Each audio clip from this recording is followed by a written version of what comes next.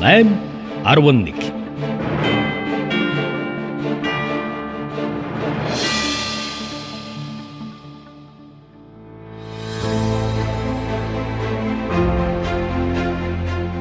Энэ удаагийн хөтөлбөрийг хоригдлын хөдөлмөрийн нөхцөл байдал сайжруулах сэдвээр бэлтгэлээ. Жилд 3-5 хүн бүх насаар хорих ялаар шийтгүүлдэг. Тэд хаалттай хорих ангид ганцаарчлан хоригддог. Шүүхийн шийдвэр гүйцэтгэх тухай хуульд бүх насаар хорих ялаар шийтгүүлсэн этгээдээр цохих ажил хөдөлмөрийг хийлгэж болно гэж заасан байдгийг. Гэвч хуулийн энэ заалт огт үйлчлэхгүй байгаа нь тандалт судалгааны явцад илэрлээ гэж Хүний эрхийн үндэсний комиссийн гишүүн Инхволд тодтоглоо. 2015 оны эрүүг үйлд бол цаазаар авах ялыг халаад бүх насаар хорих ялыг оногдуулна гэж ингэж заасан байгаа. За тэгэхээр энэ бүх насаар хорих ялыг оногдуулахдаа тэр бүх насаар хорих ял авсан хүн бол хөдөлмөрөөр эрхлэж болох уу үгүй юу гэдэг асуудал бол анхаарал татж байгаа. Тэгэхээр шүүхийн шийдвэр гүйцэтгэх тухай хуулиар бол бүх насаар хорих ял оногдуулсан этгээдэд тэр шүүхийн шийдвэр гүйцэтгэх байгууллагын бүсэд дотор зохих ажил хөдөлмөрийг эрхлүүлж болно гэж ингэж бол заасан байгаа. Тэгэхээр бидний судалгааны явцад бол өнөөдөр 400 одоо тэр 5 дугаар анги буюу тусгай нэгжид бүх насаар хорих ял эдэлж байгаа одоо хоригдлуудын дунд бол ажил хөдөлмөр эрхэлсэн одоо тохиолдол бол байхгүй байна. За энэ нь бол өөрөө бол бас яг нэг хууль тогтоомжоор тодорхойлсон хөдөлмөрлөх одоо эрхийг нь одоо эдлүүлэх энэ боломж нөхцөлийг нь бол бас хангахгүй байна гэж ингэж үзэж байгаа. Цаашдаа бол бүх насаар хорих ял оногдуулах тохиолдлууд бол өсөн нэмэгдэнэ. За энэ тохиолдолд энэ хүмүүст тэр орчинд нь хөдөлмөрлөх боломж нөхцөлийг нь олгоо. Ингэж хөдөлмөрлснийхаа дараа тодорхой цалин хөлс урамшуулал авах за мөн бусад одоо хоригдлын ижил хорих ялынхаа хугацаанаас одоо хасах ч гэдэм үү шүүхээр дахиж одоо хэрэгээ хянуулахад энэ хөдөлмөрийн нөхцөл байдлыг бол ямар нэгэн байдлаар бол үнэлэх шаардлагатай гэсэн зөвлөмжүүдийг бол хөргүүлж байгаа. За тэгэхээр жилд дунджаар бол нэг 3-аас 5 хүн бол бүх насаараа одоо хорих ял оногдуулдаг ийм асуудал байгаад байдаг. Тэгэхээр бидний судалгааны явцад бол өнөөдөр Монгол улс бүх насаар хорих ял гэж яг юу юм бэ гэдгийг бол бүрэн зөв одоо оновчтой тодорхойлж чадаагүй байна гэж ингэж үзэж байгаа. Тэгэхээр энийг бол бас мөн одоо тодорхой болгож бүх насаар хорих ял оногдуулсан хүн ер нь ямар нөхцөлд ял эдлэх ёстой юм бэ гэдгийг бол бас нэг мөр ойлгох шаардлага байна гэж дүгнэс. Удаа дараагийн одоо давтан одоо гэмт хэрэгүүд үйлдсэн учраас тэдгээртээ одоо ямар дэглэм яаж харилцах вэ гэдэг тэр арга зүйг бол бас тогтоогүй байна гэж ингэж дүгнэсэн. За энэ утгаараа бол тэдгээр хүмүүсүүдийг илүү аюултай өөртөө болон бусдад одоо гэмээр уучруулж магадгүй гэдэг энэ одоо болгоомжтой үүднээс бол хөдөлмөр эрхлүүлэх тал дээр бол ямар нэгэн санаачлага бол гаргаагүй байна гэж дүгнэж байгаа. Ажил хөдөлмөр эрхлэх сонирхолтой.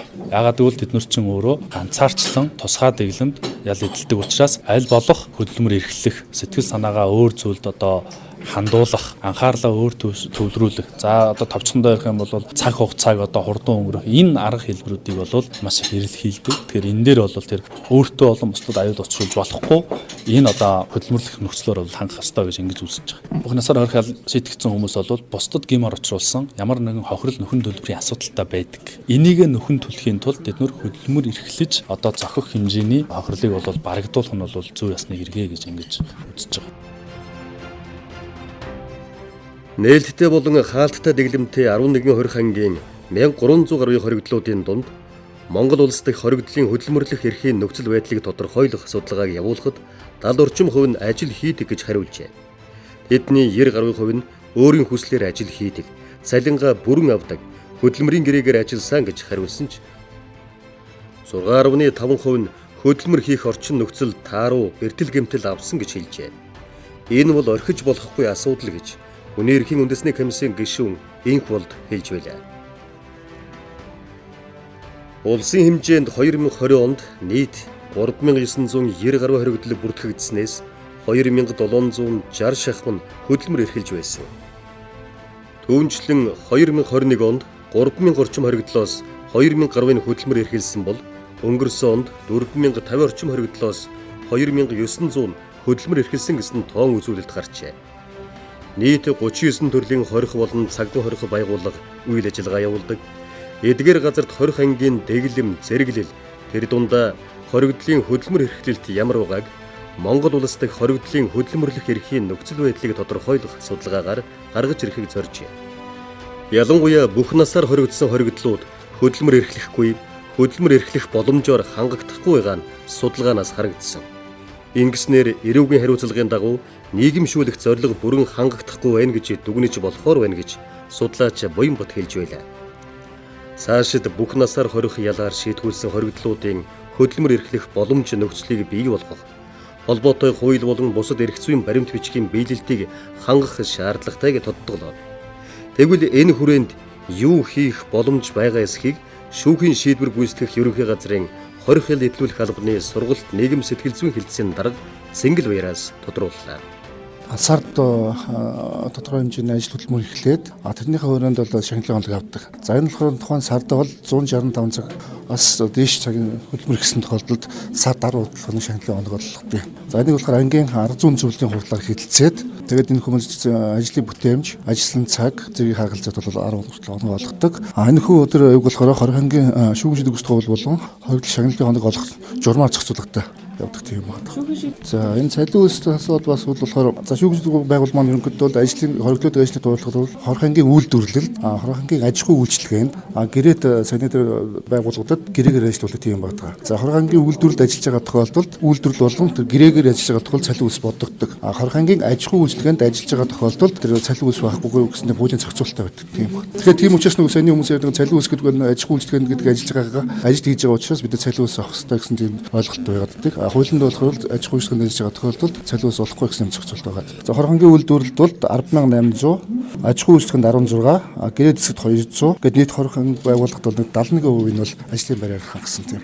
Давхарцсан доогоор одоо юу гэдэг нь сард нэг ажиллаад дараа нь өөр ажилладаг гэх юм шиг давхарцсан доогоор явж байгаа юм байна. Цалин үйлс олгох тохиолдолд ямар нэгэн суудгал гэж юм бол байхгүй. Зөвхөн нөгөө хүү амын ордгоор тэрийг л суудгах нь.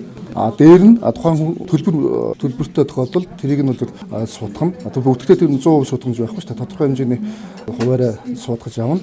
Тэгээд ажил хөдөлмөрөөс сайн зөрчил тогтолцоогүй их юм бол хорихоос хугацааны нэмээр шүүгэн шийдвэр гүйцэтгэх хууль заасан боловсрол шаардлага хангасан тохиолдолд хугацааны нэмэлт хийсэн суд. Энэ бол тухайн байгууллага болон өөрсдөө манайх дотоодын үйлдвэрлэлүүд 14 нэгж газар бол дотоодын үйлдвэрлэл эрхлээд явдаг. Энэ бол нийт хоригдлын хоосон сайн нийлээд 70% хүртэл гэдэг ажлын байр хангатай явдаг.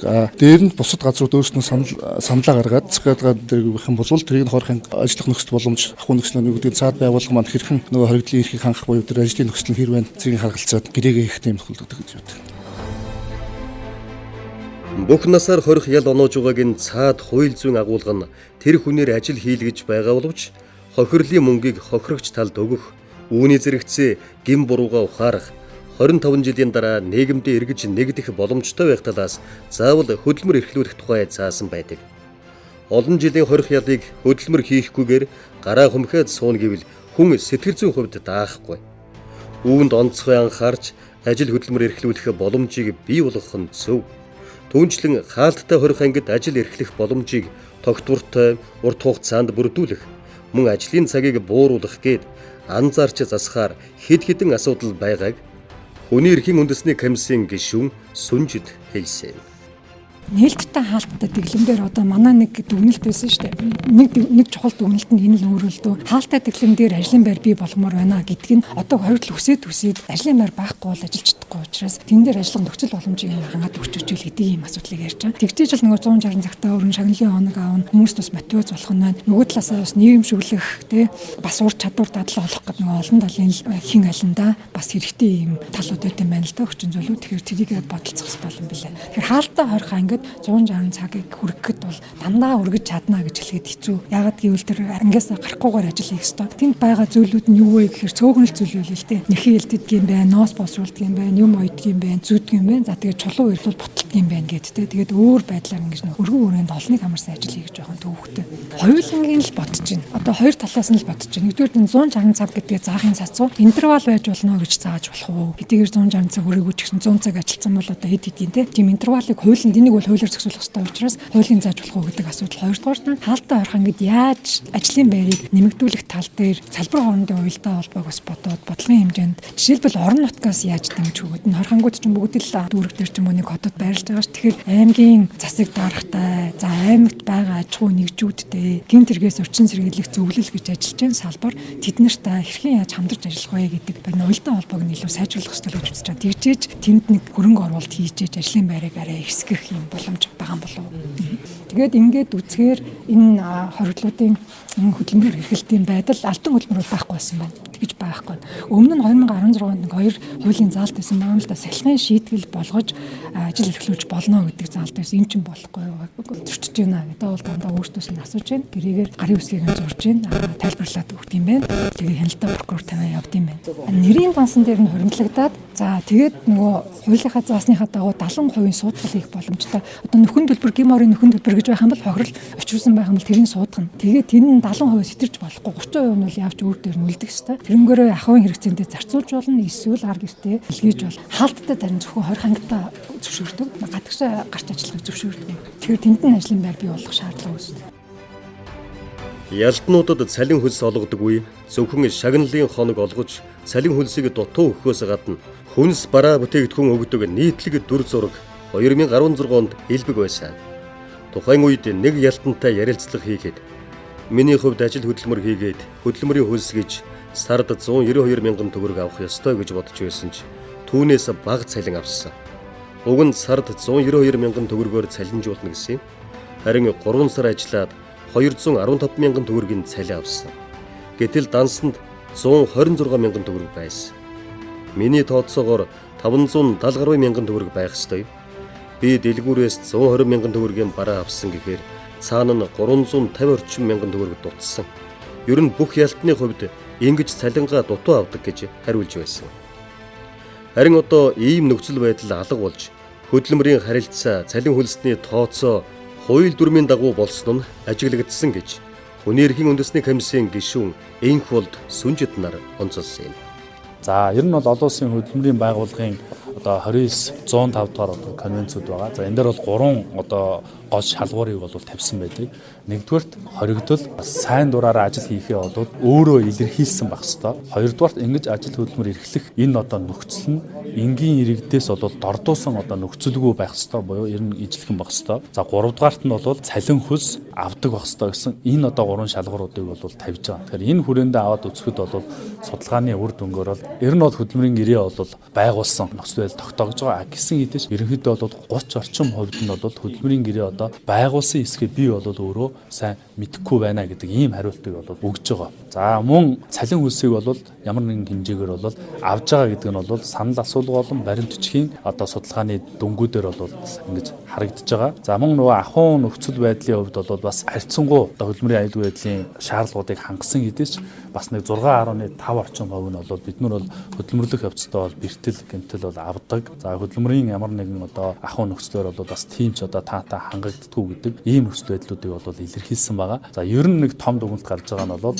20 анги байгууллагуудад нэгдсэн одоо ямар хөдөлмөр зохион байгуулалтын ямар төрлийн ажлыг ямар одоо бодлоготойгоор хаана хийх вэ гэдэг тийм нэгдсэн одоо тийм бодлого бол байхгүй байна. Цаашдаа бол энэ 20 ялтны хөдөлмөр эрхлэх тийм нэгдсэн бодлого бол хэрэгтэй юм байна. 2016 оны тэр Хүний эрхийн үндэсний комиссийн гаргасан дүгнэлт бол өөрөө их ноцтой байсан. Тэн дээр бол жишээ нь 66 орчим хувь нь бол бид нар юу албан одоо надаас асуулгүйгээр гэдэг юм уу миний санал хүслийг асуулгүйгээр хөдөлмөрлж байна гэж хэлсэн байгаа. Гэрээ байгуулж байгаа эсэхийг мэдгүй гэж 50 гаруй хувь нь хэлж байгаа. Сахилгын шийтгэл болгож намайг хөдөлмөрлүүлдэг энэ төр гэж хэлсэн байгаа юм л да. Тэгэхээр чи яг нөгөө анхны асуулт руу ч орж байгаа хгүй нэгэнд ян шийдэгдсэн хүмүүс бусдын хараа хяналтанд байдаг хүмүүсийг хөдөлмөр эрхлүүлэлт нь бас тодорхой юм шалгуур тавьдаг. Тэн дээр шийтгэл болгож болохгүй өөрөөс нь санал асуух ёстой гэдэг тийм. Шөө тэгээд яг эрүүл мэндийн шалтгаан энэ байгаа л да. Ийм асуудлууд байгаа. Тэгээд тэр бүхнийг нь хуульчлах шаардлагатай байна. Энд чинь өөрөө албан хөдөлмөрийн шинж агуулж байна гэдэг дүгнэлтийг 16 онд хийсэн. Тэгэхээр одоо энэ сая судалгаа хийсэн үндсэн шалтгаан тэр л дээ. 4 жил өнгөрч энэ хооронд хуулийн шинжлэгдсэн байна. Ингээд нөхцөл байдал өөрчлөгдсөн юм уу гэдгийг харах гол зорилготой. Олон улсын стандартаа бид нийцүүлж чадж гэнэ үү гэдгийг харах зорилготой. Ялтнуудыг ажил хэлгэхтэй холбоотой нэгдсэн бодлого шийдвэр алга байна. Тодруулбал тохиолдлоор дам сургаар ажлын захиалга орж ирсэн нөхцөлд хөдөлмөр эрхэлдэг дүр зураг нийтлэг байжээ. Хоригдлуудын хийх ажил, зам барилга, ургац хураалт, оёдлын ажил хийх зэргээр хязгаарлагдж байна.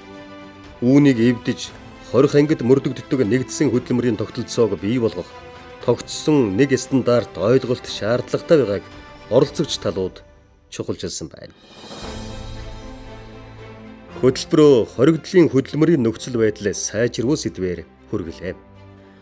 Бэлтгэсэн зул заяа, найруулагч Жамбалд орж, нэвтрүүлэгч Пүрвчаа.